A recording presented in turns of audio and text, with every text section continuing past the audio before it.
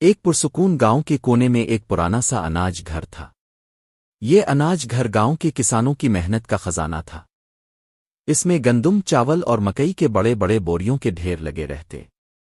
گاؤں والے ہر سال اپنی فصل یہاں محفوظ کرتے تاکہ ضرورت کے وقت استعمال کر سکیں۔ لیکن اس اناج گھر کی ایک بڑی مشکل تھی۔ وہاں بے شمار چوہے رہتے تھے۔ وہ رات کے اندھیرے میں باہر نکلتے، بوریوں کو کترتے اور اناج ضائع کرتے۔ گاؤں والے بارہا کوشش کرتے کہ ان چوہوں سے جان چھڑائی جائے، مگر وہ اتنے زیادہ تھے کہ کوئی تدبیر کامیاب نہ ہو پاتی۔ آخرکار گاؤں والوں نے فیصلہ کیا کہ اناج گھر کی حفاظت کے لیے ایک بلی رکھی جائے۔ یوں ایک دن ایک خوبصورت اور تیز بلی کو اناج گھر میں چھوڑ دیا گیا۔ بلی کا رنگ سفید اور آنکھیں سبز زمرد کی طرح چمکدار تھیں۔ وہ پھرتیلی اور ہوشیار تھی۔ جیسے ہی اس نے اناج گھر کا معائنہ کیا تو سمجھ گئی کہ یہ جگہ اس کے لیے شکار کا خزانہ ہے۔ پہلی ہی رات جب چوہے حسب معمول بوریوں کے پاس جمع ہوئے تو بلی آہستہ آہستہ چھپتے ہوئے ان کے قریب پہنچی۔ ایک لمحے میں وہ جھپٹی اور ایک چوہا اس کے پنجے میں آ گیا۔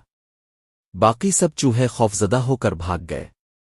اس دن سے اناج گھر میں چوہوں کی زندگی اجیرن ہو گئی۔ چوہے دن کو اپنے سوراخوں میں دب کے رہتے اور رات کو بھی خوف کے سائے میں نکلتے۔ بلی کبھی اناج کے ڈھیر پر بیٹھ کر پہرا دیتی، کبھی خاموشی سے گھات لگا کر انتظار کرتی۔ چوہوں کی مجلس بارہا جمع ہوئی کہ بلی سے جان کیسے چھڑائی جائے، مگر ہر بار کوئی نہ کوئی تجویز ناکام ہو جاتی۔ ایک دن سب چوہے اکٹھے ہوئے اور طے کیا کہ اب کوئی بڑا قدم اٹھانا ہوگا۔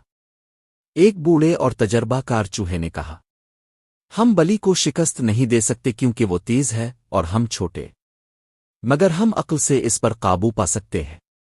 میرا مشورہ ہے کہ بلی کے گلے میں ایک گھنٹی باندھ دی جائے۔ جب وہ حرکت کرے گی تو گھنٹی بجے گی اور ہمیں اس کی آمد کا پتہ چل جائے گا۔ یہ تجویز سنتے ہی سب چوہے خوشی سے تالیاں بجانے لگے۔ وہ سمجھے کہ اب ان کی مشکل آسان ہو گئی۔ لیکن ایک نوجوان چوہے نے سوال کیا، یہ تو بتاؤ کہ بلی کے گلے میں گھنٹی کون باندھے گا؟ یہ سوال سنتے ہی سب چوہوں پر خاموشی چھا گئی۔ ایک دوسرے کی طرف دیکھنے لگے مگر کسی میں ہمت نہ تھی۔ ہر ایک کو اپنی جان عزیز تھی۔ آخرکار بوڑھے چوہے نے آہ بھری اور کہا، مشورہ دینا آسان ہے مگر عمل کرنا مشکل۔ اگر ہم میں سے کوئی گھنٹی باندھنے نہ جائے تو یہ منصوبہ صرف خواب ہی رہے گا۔ یوں سب چوہے مایوس ہو کر منتشر ہو گئے۔ دوسری طرف بلی اپنی حکمت عملی کے ساتھ روز شکار کرتی رہی۔ کبھی وہ اناج گھر کے دروازے کے قریب لیٹ جاتی تاکہ جیسے ہی کوئی چوہا باہر نکلے وہ اس پر جھپٹ پڑے۔ کبھی وہ اناج کے ڈھیروں کے اوپر سے اچانک حملہ آور ہوتی۔ چوہوں کی تعداد کم ہونے لگی۔ وہ دن بدن مزید دباؤ میں آنے لگے۔ کچھ نے فیصلہ کیا کہ وہ اناج گھر چھوڑ دیں اور گاؤں کے کھیتوں ندی کنارے جا بسیں۔ لیکن جو اناج گھر چھوڑنے پر راضی نہ تھے وہ اپنی جان خطرے میں ڈال کر بے خوراک تلاش کرنے پر مجبور تھے۔ بلی کو اپنی طاقت پر غرور ہونے لگا۔ وہ سمجھتی تھی کہ اب یہ چوہے کبھی اس کے مقابلے میں کچھ نہیں کر سکیں گے۔ لیکن قسمت ہمیشہ ایک جیسی نہیں رہتی۔ ایک رات بلی معمول کے مطابق شکار کی تاک میں بیٹھی تھی۔ اندھیرا گہرا تھا اور ہوا میں سنوٹا چھایا ہوا تھا۔ بلی ایک بوری کے پیچھے چھپ کر بیٹھی رہی۔ جیسے ہی ایک موٹا چوہا بوری کے کنارے آیا بلی نے چھلانگ لگائی۔